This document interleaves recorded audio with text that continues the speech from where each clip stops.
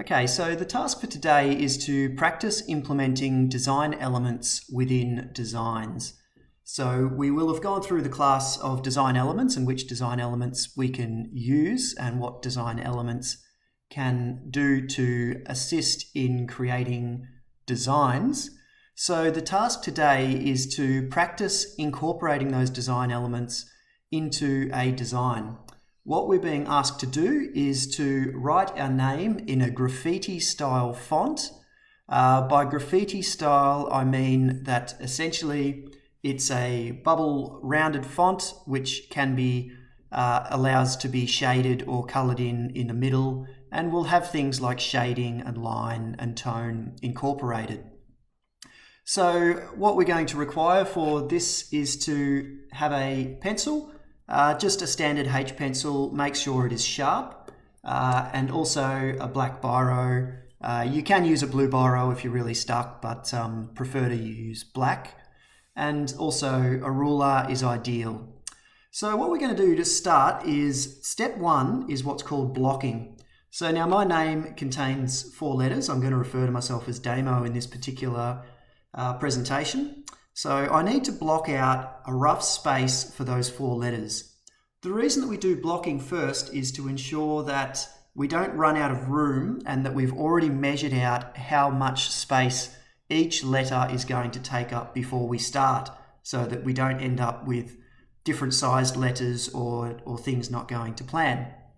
So what I'm going to do to start is I'm going to draw a rough grid using my ruler, pressing very lightly on the page to gently map out what space my name is going to fit within. Essentially, what I'm doing for the purpose of this exercise is a rectangle. You can have your name fit inside more of a polygon shape if you wish. I wouldn't recommend going too extreme by trying to fit your name in a circle, because that's going to be a bit hard to read. So now I'm just doing this by eye. Obviously I've got a D, I've got an A, and the M is going to take up a bit more space because it's a larger letter, and then we have our O. So what I've done there is I've got a rough space for my letters to fit within. So it gives me a bit of an idea of where each letter is going to fit. Now, because this is a graffiti style, I'm going to have overlapping letters, and it's going to look a little bit grungy. So what I've done to start, I've just Googled graffiti style fonts. I've put together a handful of little examples, which I'm going to show you on the screen. And I'm going to use those as a bit of a guide and a bit of inspiration as to what this can look like. So without further ado, let's get started. So what I'm going to start by doing is I'm just going to very, very lightly press out the letters of my name.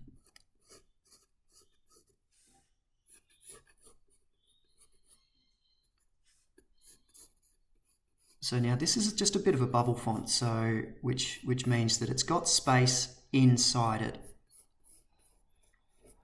So just gently pressing out the letters, and just very lightly.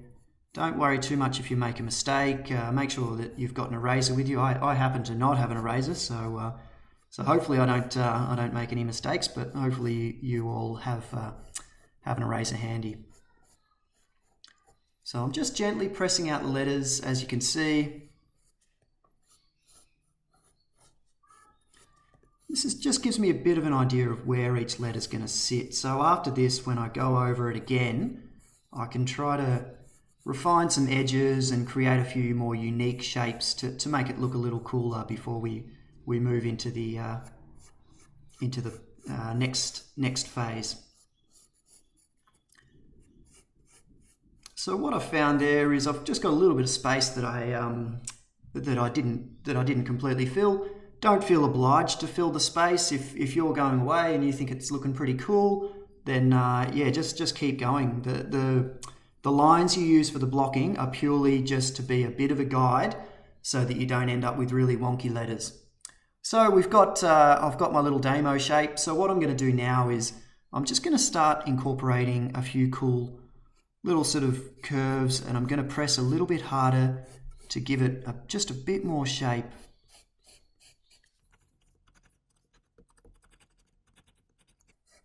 Now, what you'll find is in the industry, generally, you'll be using computer software to generate this. However, I find a lot of people become really reliant on the computer software to do the job, and it becomes a little bit restrictive because you end up doing things based on what the software allows you to do, rather than coming up with your own creative ideas out of your own head. So I've found a few designers kind of get in a bit of trouble with that because you can just tell that the idea is not entirely theirs, that you can sort of tell they might have just followed a tutorial or and it's not a great way to start your design career if you're just copying off other people, or if you're just working within what you know in a particular piece of software, because you start coming up with the same ideas over and over again.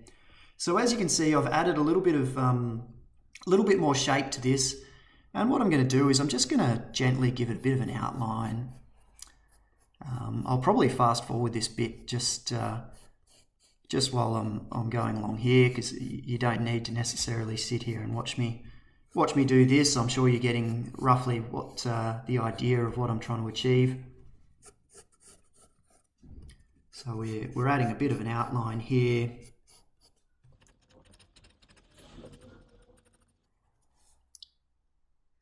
So what I'm going to do now is I'm going to add a bit of a shadow too.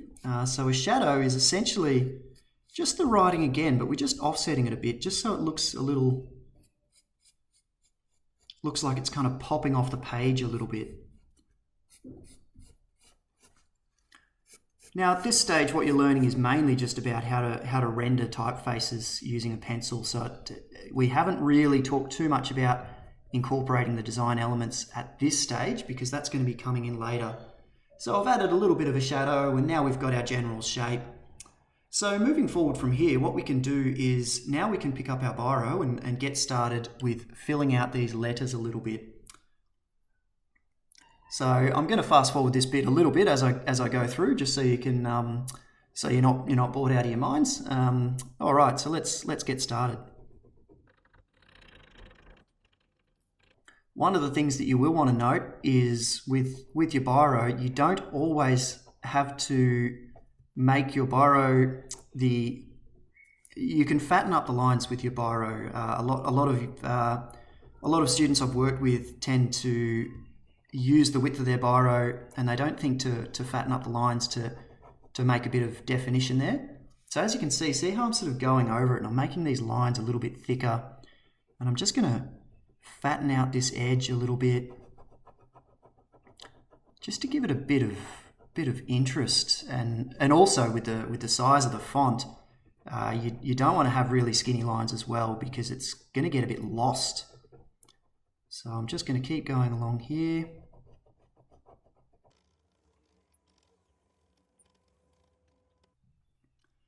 Now what you're going to see here is, see how there's a bit of variation with the line.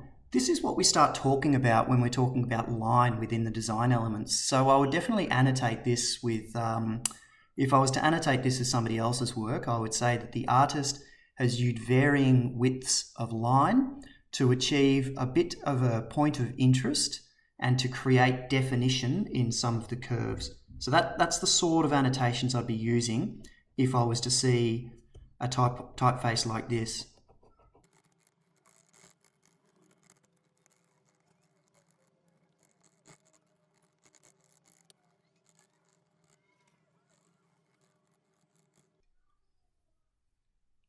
Okay, so as you can see, I've finished off the rough outline of this. So there's just a few little things I'm gonna sneak in, so that we've got some really cool points here for the M that we can really try to emphasize and give it a bit of a sharp feel, because the rest of the font is all quite rounded. So it just sort of gives us just a bit of shape, I suppose we'll call it. So now I'm going to move on to the outline as well after this. So again, I'm going to fast forward it so that you don't have to sit here and watch me sketch. But as a rough guide, taking away the fast forwarding, I'm up to 13 minutes. So So that gives you a bit of an idea. Obviously, I've done this a few times before, so don't feel self-conscious if it's taking a lot longer than that. I'd probably recommend to give yourself at least an hour to really go through this and do a good job and take your time. So I'm just going to get to the next bit, and I'm just going to keep going. I'll fast forward this next bit just so you're not bored.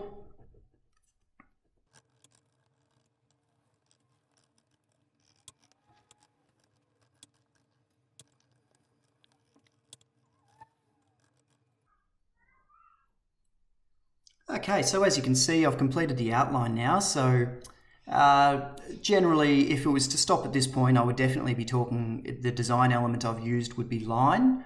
I would also, because these lines have space in between them, you could also talk about the design element of shape. So you would be able to talk about the shapes being rounded, soft shapes, so quite pillowy. So they're the sort of annotations you might use if you were to see a design like this. At this point, you would talk about the line and how I've used varied line widths to create points of interest and definition. And then you may talk about shape. You might say I would be using soft, rounded shapes to create the composition. So they're the sort of annotations you would make if it were to stop at this stage. So the last point after I've created this outline is to move on to rendering. So rendering is essentially pretty much the final refinement. So what you'd be working with rendering in the design element sense would be things like tone, you would be using form, you would be using some of the principles you'd be used would be say contrast as well. You may think about using pattern and point. So I'm just sort of going to use a few different ways of rendering this. You can go onto Google and have a look at different design elements and how the design elements can be used to render or refine an artwork, and pick something that might interest you. For what I'm going to use in the short term for this drop shadow is I'm going to use shading. I'm going to incorporate a little bit of point to create some interesting textures within the shape. And then I'm also going to use some line to create a bit of form as well. So I'm going to run through that now. So I'll fast forward this bit, but yeah, we'll get stuck into this right now.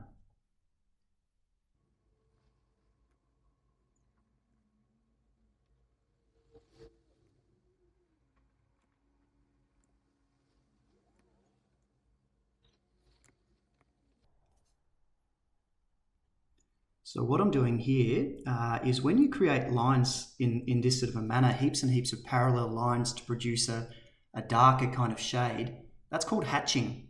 If I was to then go across and create lines, actually I'll do this, create lines which are perpendicular or adjacent like this to form X shapes. This would be called cross hatching. So both are common forms of rendering using a pen, because of course you can't necessarily shade with a pen in the way that you would with a pencil, because it always has a point. So we'll just go along here and I'll just finish cross hatching this.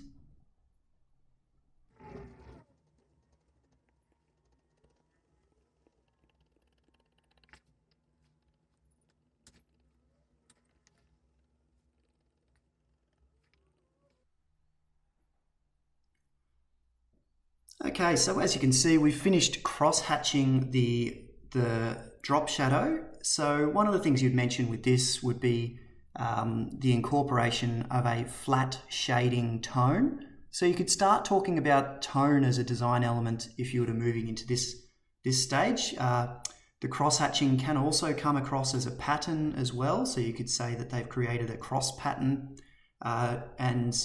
and of course, the follow-on from that is you would also might be able to talk about texture too. Pattern and texture kind of fall hand in hand, because generally a pattern creates some sort of a texture.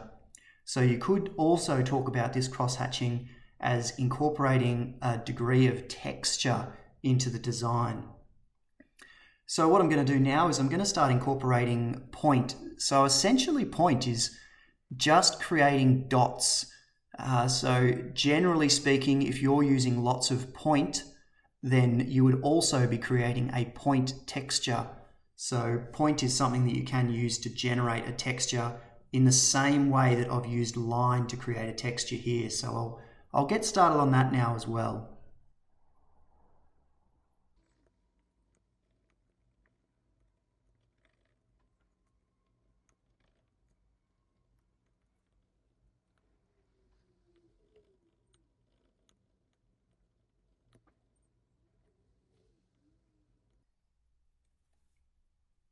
Okay, so as you can see, I'm starting to incorporate point, which sort of creates a kind of a funky texture. So I've done, as you can see, I've used some big circles and I've slowly sort of faded them into smaller, more scattered circles, and it creates a little bit of texture and just a point of interest as well. So you would definitely refer to this if you were annotating this to say that the designer has used point to generate a texture, and you might also talk about pattern as well. The texture and pattern, as I said, are somewhat interchangeable. So I'm just going to keep going along with this and finish this off. Actually, what I might do is with the A. So we've used some point to create a cool texture for the D. Maybe with the A, I might start using some line to create form. So form is essentially another design element, which essentially just means three-dimensional. So form means you would use form in a design sense to make something really pop out at you and jump out of the page and seem like it's a three-dimensional surface. So to create form, I need to create that's very much a rendering issue. I need to create some highlights and some dark points. So what I'll do that now, and you'll be able to see roughly what I'm talking about.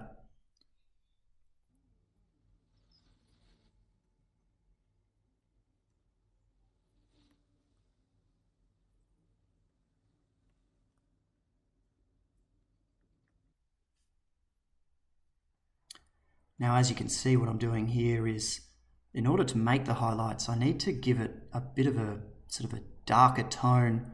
Otherwise, the highlights aren't actually highlights; they're just little sort of shapes.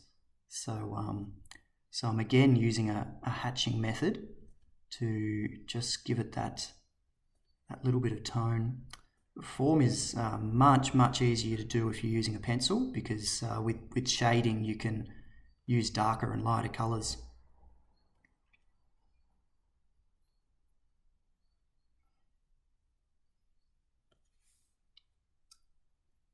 So I didn't pull that off perfectly, but roughly what you would say is, if you were to talk about form, you would say that the designer has used a combination of shapes and hatching.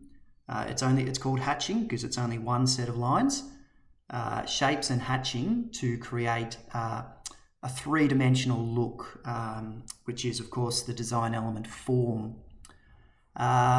So what we'll do now is let's move on to the M, and let's think about how we can incorporate pattern, perhaps, which is a design principle. So pattern is generally the kind of the difference between pattern and texture is that pattern is always very much repeating. So it's the technical term for it would be tessellating. So let's just think about what sort of a pattern we could incorporate here. In order to do this better, I might actually get my ruler and create some big crossed squares. If you were really finicky, you may want to measure out these squares, these lines, so that they're all the same distance away from each other. Because if the lines are too wonky and don't repeat necessarily, then it's kind of not a pattern anymore. It might sort of fall into the realm of being a texture or even a shade. So I might just incorporate something like this.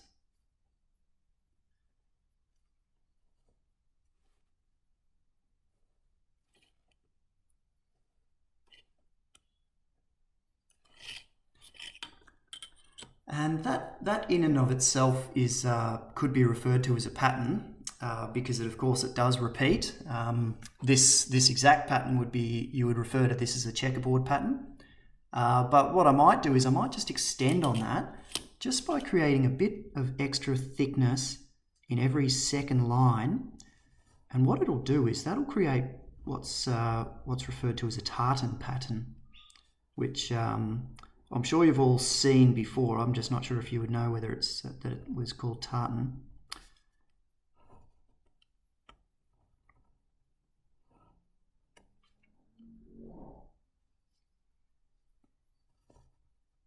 I'm from the country, so we would refer to this as a flannel pattern, which is definitely not the right term for it, but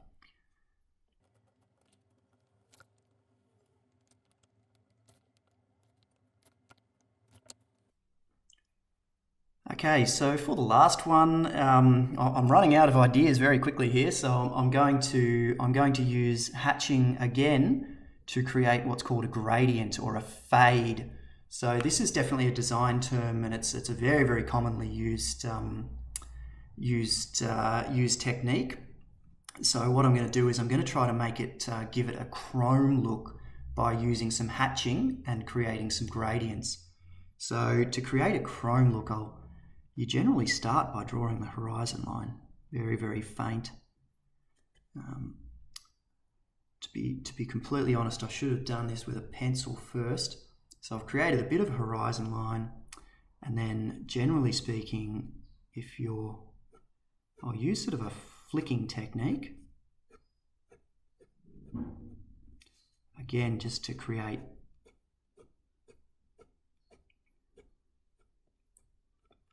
see, because it's designed to kind of fade as it goes down. So I'll use a bit of cross hatching to create this fade as well. And I'm just trying to flick my pen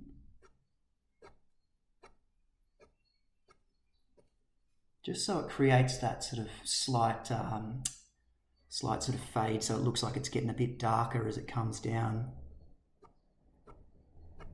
Sorry, a bit lighter as it goes down the page, a bit darker as it comes up the page. So this is all just with just a little bit of flicking. And I might sort of want to try to incorporate a third line. So we've got one line running that way, one line running that way. Now let's just flick directly downwards to just give it a bit more darkness as it gets to that horizon line. So that's starting to come together, and then I might even just incorporate a fourth angle, which is a horizontal line. And I'll just space out those lines. So they're really close together at the start, and then they sort of get further and further apart as we go down.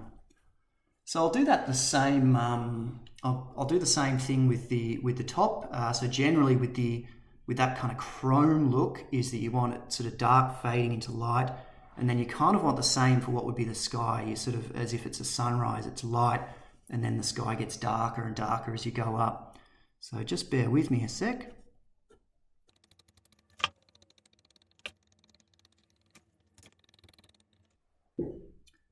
Okay, so there we have it. So that's essentially using a number of different design elements. We've got some point here, we've got form, even though it was somewhat poorly done. We've got a pattern, which is sort of a tartan pattern that we've used here, and we've used some cross hatching, and this particular cross hatching would definitely generate what's called a tone to create a gradient, which creates a sort of a chrome finish. We've used some cross hatching, some standard cross hatching to create a shadow. We've used a bit of line, so different lines of different thicknesses. So this particular design has actually incorporated a lot of different design elements.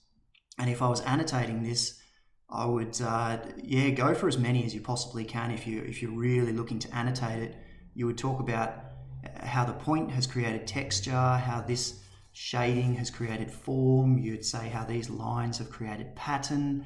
You would talk about how this cross-hatching has created tone and a gradient or a fade. You talk about how the varying thickness of the line creates distinction. You would talk about how the cross-hatching has created a flat shade and a drop shadow. So there's so many different things that you would talk about if you were annotating this with respect to design elements and some design principles such as pattern.